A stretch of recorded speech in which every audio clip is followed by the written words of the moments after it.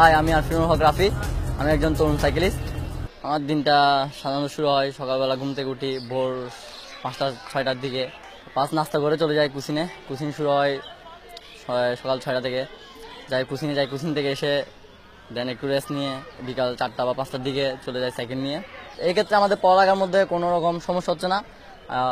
Always ঠিক টাইমে পড়ালেখা। শুধুমাত্র আমরা বিকাল 4টা থেকে 6টা পর্যন্ত আমরা স্টান্টগুলো প্র্যাকটিস করে থাকি এবং বিভিন্ন জায়গায় বিভিন্ন রকম শো দেখিয়ে থাকি।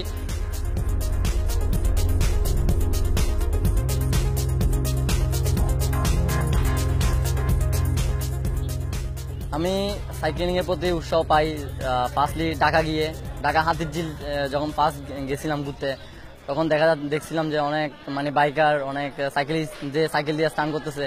তারপর আম্মুরে বললাম যে আম্মু আমিও সাইকেল নিবো, এরকম কিছু করবো। আম্মু বলতেছে না, দরকার নাই, পরে গিয়ে হাত পা ব্যথা পাবা।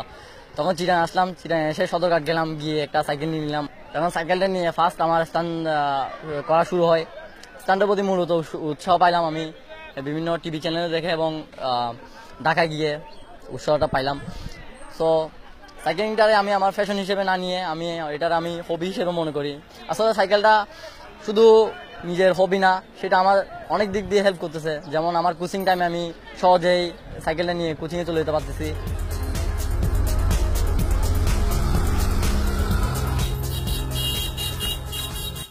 ফ্যামিলি স্ট্রাগল করে সাইক্লিংটা করতেছি। বাইরে থেকে অনেক রকমই আসে, কমপ্লেন আসে যে আপনার মেয়ে সাইক্লিং করতেছে, ফ্যামিলির কাছে আর কি, যে এটা জিনিসটা খারাপ দেখায়।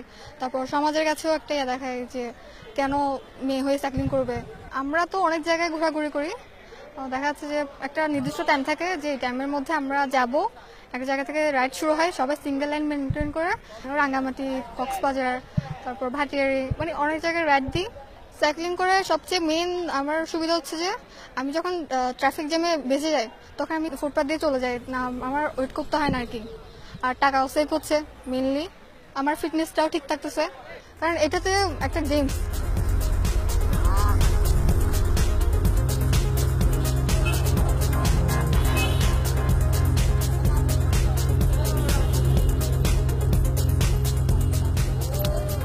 ছোটবেলায় আমিও সাইকেল চালাইতাম, তো আমার সাইকেল আমার ছেলেও চালাইছে। এরপরে আমি যখন আমার ছেলে বড় হয়ে গেছে, তখন ওর মতন করে একটা সাইকেল কিনে দিছি। এখন আমি আশা রাখবো যে আমার ছেলে ভবিষ্যতেও এই সাইকেলের উপরেই কোনো একটা কিছু করুক, যেটা আমার ছেলে নাম করতে পারে। আমি কিন্তু একদিন চুপি সারে আমার ছেলেকে স্ট্যান্ডিং করাটা আমি দেখে আসছি। আমার সবচেয়ে ভালো লাগে আমার ছেলে যে এত সুন্দর স্ট্যান্ডিং করতে পারে, এত সুন্দর সাইকেল চালাতে পারে। আমি চাই যে আমার ছেলে এদের উপরেই থাকুক।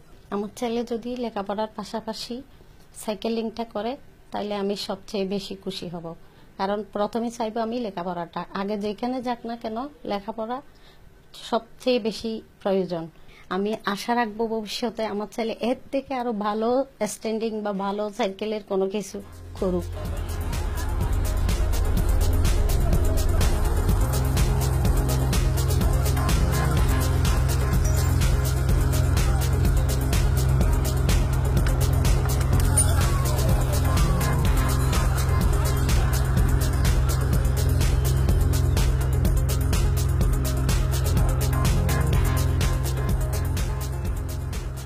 বর্তমানে আমাদের দেশে সাইক্লিং বেশ জনপ্রিয় হয়ে উঠছে। বিভিন্ন পাড়ায় মহল্লায় সাইক্লিং ক্লাবও গঠন করা হয়েছে এবং আমাদের তরুণ প্রজন্ম সাইক্লিং নিয়ে বেশ উৎসাহিত। এটা তাদের শারীরিক এবং মানসিক বৃদ্ধিতে সহায়ক বলে আমি মনে করি। তরুণ প্রজন্ম বিশেষ করে তাদের গ্রোয়িং এজে যদি সাইক্লিং করে, তাহলে তাদের শারীরিক বৃদ্ধি ঘটবে, তারা অন্য সব নেশা বা অসামাজিক কাজকর্ম থেকে দূরে থাকবে। কিন্তু আমাদের দেশে এখনও সাইক্লিং করার জন্য আলাদা কোনো লেন বা সাইক্লিংয়ের কোনো ব্যবস্থা না থাকাতে তাদেরকে অনেক ক্ষেত্রেই মূল সড়কে সাইক্লিং করতে হয়। এতে করে বিপদেরও ঝুঁকি আছে, কোনো অ্যাক্সিডেন্ট ঘটতে পারে। সেজন্য তরুণ প্রজন্মের প্রতি আমার অনুরোধ, তারা সাইক্লিং করার সময় যেন হেলমেট, গ্লোভস, কেটস, নি প্রোটেকশন ইউজ করেন। এতে করে ঝুঁকি কিছুটা হলেও কমবে। শুধু ছেলেরা সাইক্লিং করবে এরকম কোনো কথা নেই। ছেলেদের পাশাপাশি আমাদের মেয়েরাও সাইক্লিং করতে পারে এবং এতে তাদের কোনো ঝুঁকি থাকে না। অনেক ক্ষেত্রে দেখা যায় আমাদের মা বাবারা মেয়েদেরকে এই ব্যাপারে উৎসাহিত করেন না, এটা ঠিক না। বরং মেয়েদেরকে আরও বেশি উৎসাহিত করা উচিত, যেন তাদের ছেলে বন্ধুদের সঙ্গে একইভাবে তারা সাইক্লিংয়ে অংশগ্রহণ করতে পারে।